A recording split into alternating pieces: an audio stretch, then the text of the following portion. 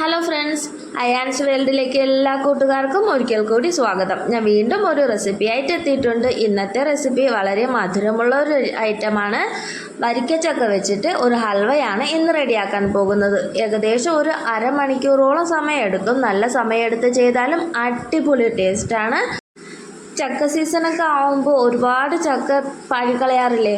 ബാക്കി വരുന്ന ചക്കയൊക്കെ ഒരുപാട് എടുത്ത് കളയാറില്ലേ? ഇനി അങ്ങനെ ഒന്നും വേണ്ട. ഇതുപോലെ ഹൽവ ഉണ്ടാക്കി വെച്ചാൽ കുറച്ച് ദിവസം വെച്ചിരുന്ന് കഴിക്കുകയും ചെയ്യാം. അതുപോലെ തന്നെ എല്ലാവർക്കും ഇഷ്ടപ്പെടുകയും ചെയ്യും. അതിന് വേണ്ടിയിട്ട് കൂടുതൽ ഇൻഗ്രീഡിയൻസ് ഒന്നും ആവശ്യമില്ല. അതിൻ്റെ മെയിൻ ഐറ്റമായ വരിക്കച്ചക്ക നല്ല മധുരമുള്ളതായിരിക്കണം. മധുരം ഇല്ലാത്തതായാലും കുഴപ്പമില്ല, ശർക്കര ചേർക്കുന്നുണ്ട്. അതുകൊണ്ട് മധുരം ഒത്തിരി കുറഞ്ഞു പോയാലും കുഴപ്പമില്ല. ഇനി ഇത് എങ്ങനെയാണ് ചെയ്യുന്നതെന്ന് നോക്കാം. ഞാൻ ചക്ക ഇതുപോലെ അരിഞ്ഞെടുത്തിട്ടുണ്ട്. ഇതുപോലെ കട്ട് ചെയ്തെടുത്ത ശേഷം അതിനെ ഒരു കുക്കറിലേക്ക് മാറ്റണം. എന്നിട്ട് ആവശ്യത്തിന് വെള്ളം കൂടി ചേർത്ത് നന്നായിട്ടൊന്ന് വേവിച്ചെടുക്കണം. ഞാനൊരു അര ഗ്ലാസ് വെള്ളം മാത്രമേ ചേർത്തിട്ടുള്ളൂ. നല്ല പഴുത്ത ചക്കയായിരുന്നു, അതുകൊണ്ട് അത്രയും മതി. ചക്ക വേവുന്ന സമയത്ത് ഇനി ശർക്കര മെൽറ്റ് ചെയ്തെടുക്കണം. ആവശ്യത്തിന് മധുരത്തിന് എടുക്കാം. ചക്ക നന്നായിട്ട് വെന്ത് കിട്ടിയിട്ടുണ്ട്. വെന്ത ചക്ക ഞാനിത് മിക്സിയുടെ ജാറിലേക്കാക്കി ഇതുപോലെ നന്നായിട്ട് പേസ്റ്റ് രൂപത്തിൽ അരച്ചെടുത്തിട്ടുണ്ട്. അരച്ചെടുത്തില്ലെങ്കിലും കുഴപ്പമില്ല, നന്നായിട്ട് വേവിച്ചെടുത്താൽ മതി. ഞാനിതുപോലെ എളുപ്പത്തിന് വേണ്ടിയിട്ട് അരച്ചെടുത്തിട്ടുണ്ട്. ഇനി അരച്ചെടുത്ത ചക്ക കടായിലേക്ക് മാറ്റാം. കടായി ചൂടാവാനൊന്നും വെയിറ്റ് ചെയ്യേണ്ട. കടായിലേക്ക് ആദ്യമേ തന്നെ ചക്ക മാറ്റി കൊടുക്കാം. ഇനി അത് ചെറുതായിട്ടൊന്ന് വഴറ്റിയെടുക്കണം. വഴറ്റി ചൂടാക്കി എടുക്കണം. ചക്ക ചെറുതായിട്ടൊന്ന് ഇളക്കി കൊടുക്കണം. ഇളക്കി ചൂടാതെ തിളച്ച് വരുമ്പോഴേക്കും അതിലേക്ക് എടുത്തു വെച്ചിട്ടുള്ള ശർക്കര പാനി ചേർക്കണം. ശർക്കര ചേർക്കുമ്പോൾ ശ്രദ്ധിക്കേണ്ടത് ഫുള്ളായിട്ട് അങ്ങ് ആദ്യമേ ചേർത്ത് കൊടുക്കരുത്. ആദ്യം പകുതിയോളം ചേർത്ത് അത് നന്നായിട്ട് ഇളക്കി യോജിപ്പിച്ചെടുക്കണം. അതുപോലെ 2-3 പ്രാവശ്യമായിട്ട് കുറേശ്ശെ ചേർത്ത് കൊടുത്താൽ മതിയാവും. മധുരം 2-3 പ്രാവശ്യം ചേർത്ത് മധുരമൊക്കെ നോക്കിയ ശേഷം മധുരം ഇനി ആവശ്യമുണ്ടെങ്കിൽ മാത്രം ശർക്കര പാനി ചേർത്താൽ മതിയാവും. അങ്ങനെ നോക്കി ശ്രദ്ധിച്ച് ചെയ്യാം. അതുപോലെ തന്നെ കൈവിടാതെ നന്നായിട്ട് ഇളക്കി കൊടുക്കണം. നന്നായിട്ട് ഇളക്കി യോജിപ്പിച്ചെടുക്കണം. ഇതിലേക്ക് ഞാൻ ഏലക്കയൊന്നും ചേർക്കുന്നില്ല. ഏലക്കയൊക്കെ ചേർത്ത് വെറുതെ ഈ ചക്കയുടെ ഫ്ലേവർ കളയണ്ടല്ലോ. അപ്പോൾ കറക്റ്റ് ചക്കയുടെ ഫ്ലേവറിൽ തന്നെ ആ വരിക്ക ചക്കയുടെ അതേ ഫ്ലേവറിൽ ഹൽവ കിട്ടും. അതിന് വേണ്ടിയിട്ട് ഏലക്ക ഒന്നും ചേർക്കേണ്ട ആവശ്യമില്ല. ഏലക്കയൊക്കെ ചേർത്താൽ ചെറുതായിട്ട് അതിൻ്റെ ടേസ്റ്റൊക്കെ അങ്ങ് മാറിപ്പോവും. അതിൻ്റെ ഒന്നും ആവശ്യമില്ല. അതുകൊണ്ട് ഞാൻ ഏലക്കയൊന്നും ചേർത്തിട്ടില്ല. അണ്ടിപ്പരിപ്പോ മുന്തിരിങ്ങയോ ഒന്നും ചേർത്തിട്ടില്ല. കറക്റ്റ് ചക്കയുടെ ഫ്ലേവറിൽ കിട്ടാൻ വേണ്ടിയിട്ട് ഞാൻ അതും ശർക്കരയും മാത്രമേ ഞാൻ ചേർത്തിട്ടുള്ളൂ. ലാസ്റ്റ് ഇതിൽ നെയ്യും ചേർക്കണമെന്ന് ഒരു നിർബന്ധമില്ല. പിന്നെ ഒരു ചെറിയ ഫ്ലേവറിന് വേണ്ടിയിട്ട് ഞാൻ ചേർത്തുന്നേ ഉള്ളൂ. പിന്നെ ഇത് നമ്മൾ ഏത് ട്രേയിലേക്കാണ് മാറ്റുന്നത് അതിൽ നെയ്യ് തടവണം. എന്നാൽ മാത്രമേ ഇത് പിന്നീട് തണുത്ത ശേഷം അതിൽ നിന്ന് വിട്ട് വരത്തുള്ളൂ.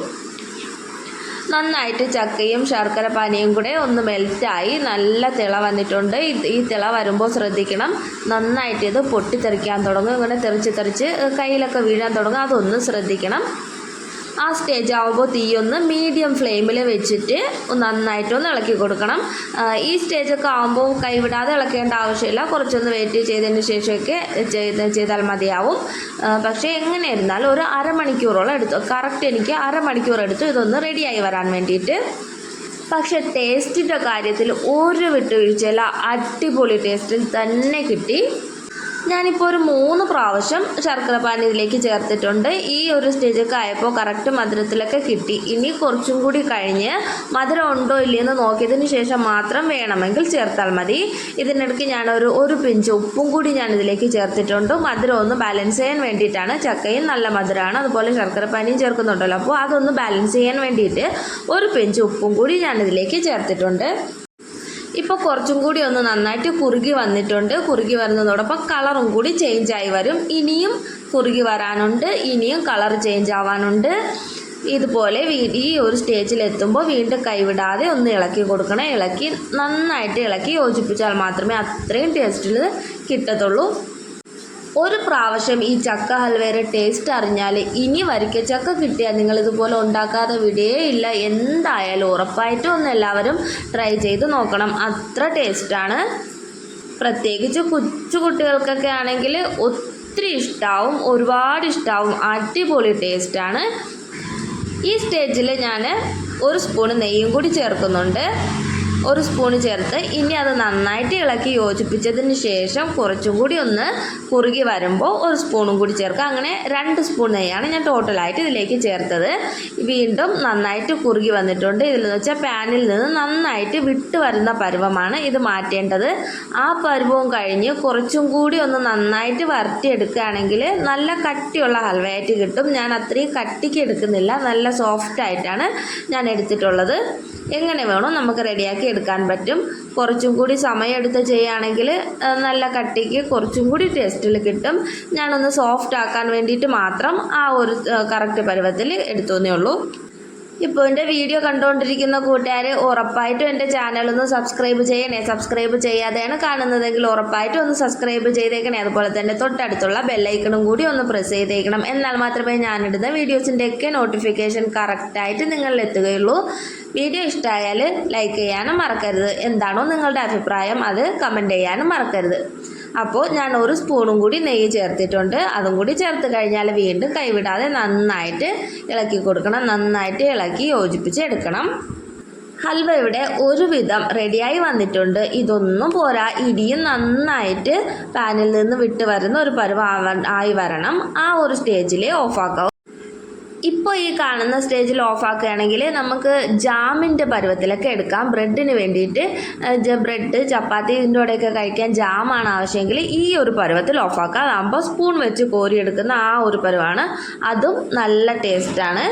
ഈ 3 രീതിയും വെറൈറ്റി ടേസ്റ്റിലാണ് കിട്ടുന്നത്. ഇതൊരു ടേസ്റ്റ്. ഇത്തുകൂടെ കുറുകിയെടുത്ത് നല്ല പാനിൽ നിന്ന് വിട്ടിരുന്ന ഇത്തുകൂടെ കട്ടിയാക്കി എടുക്കുന്ന അതൊരു വേറെ ടേസ്റ്റ്. വീണ്ടും കുറച്ചും കൂടി സമയമെടുത്ത് ചെയ്താൽ അതും വേറൊരു ടേസ്റ്റ്. അങ്ങനെ 3 ടേസ്റ്റിൽ ഇത് ചെയ്തെടുക്കാം. ഞാൻ ചെയ്തിട്ടുള്ളതാണ് ഞാൻ പറഞ്ഞിട്ടുള്ളത്. പിന്നെ വേറെ എങ്ങനെയൊക്കെയാണെന്ന് എനിക്കറിയില്ല. എന്തായാലും പല വെറൈറ്റി ടേസ്റ്റിൽ ഇത് റെഡിയാക്കി എടുക്കാം. ഏകദേശം ആയിട്ടുണ്ട്. ഞാൻ വീണ്ടും കളർ ചേഞ്ച് ആയി വരും. കുറച്ചും കൂടി കടുത്ത കളറിലായി വരും. നിങ്ങൾക്ക് നെയ്യ് കുറച്ചും കൂടി ചേർക്കണമെന്നുണ്ടെങ്കിൽ ഈ സ്റ്റേജ് ആകുമ്പോൾ 1 സ്പൂണും കൂടി ചേർക്കാം. ഞാൻ ടോട്ടൽ 2 സ്പൂണാണ് ചേർത്തത്. എത്ര ചേർത്താലും കുഴപ്പമില്ല, കൂടി പോവാതിരുന്നാൽ മതി.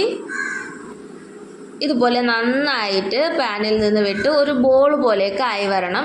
ഇതിപ്പം ഇത് കുറച്ചും കൂടി സോഫ്റ്റ് ആയിട്ടുള്ള പരുവാണ്. ഞാൻ ഈ ഒരു സ്റ്റേജിലൊക്കെയാണ് ഓഫാക്കുന്നത്. കുറച്ചും കൂടിയൊക്കെ ഒന്ന് കട്ടിയായി വരണമെങ്കിൽ വീണ്ടും അതിങ്ങനെ ബോൾ പോലെ ആയി വരണം. ഓരോ സ്റ്റേജ് ആവുമ്പോഴും കളറ് വീണ്ടും ചേഞ്ച് ആയിക്കൊണ്ടേയിരിക്കും. വീണ്ടും കടുത്ത കളറിലേക്ക് ആയിക്കൊണ്ടേയിരിക്കും.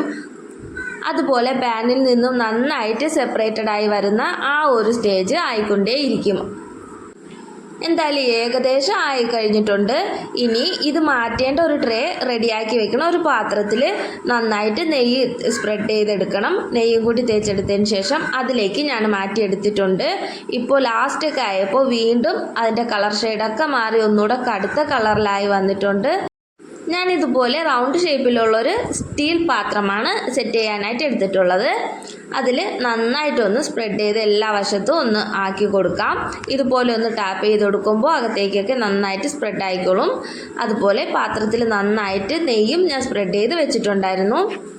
ഹൽവ ഇതുപോലെ സ്പ്രെഡ് ചെയ്യാനായിട്ട് എടുക്കുന്ന സ്പൂണോ സ്പാച്ചിലയോ നന്നായിട്ട് നെയ്യ് തടകിയിട്ടാണ് എടുക്കുന്നതെങ്കിൽ അതിലൊന്നും ഒട്ടിപ്പിടിക്കാതെ നന്നായിട്ട് സ്പ്രെഡ് ചെയ്തെടുക്കാൻ പറ്റും.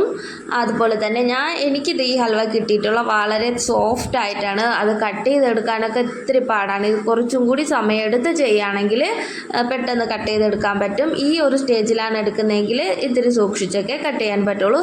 അതൊന്ന് ഫ്രിഡ്ജിൽ സൂക്ഷിച്ചിട്ട് പിറ്റന്നാണ് എടുക്കുന്നതെങ്കിൽ നല്ല അടിപൊളിയായിട്ട് കട്ട് ചെയ്യാം. എനിക്ക് നല്ല സോഫ്റ്റ് ആയിട്ടാണ് കിട്ടിയിട്ടുള്ളത്.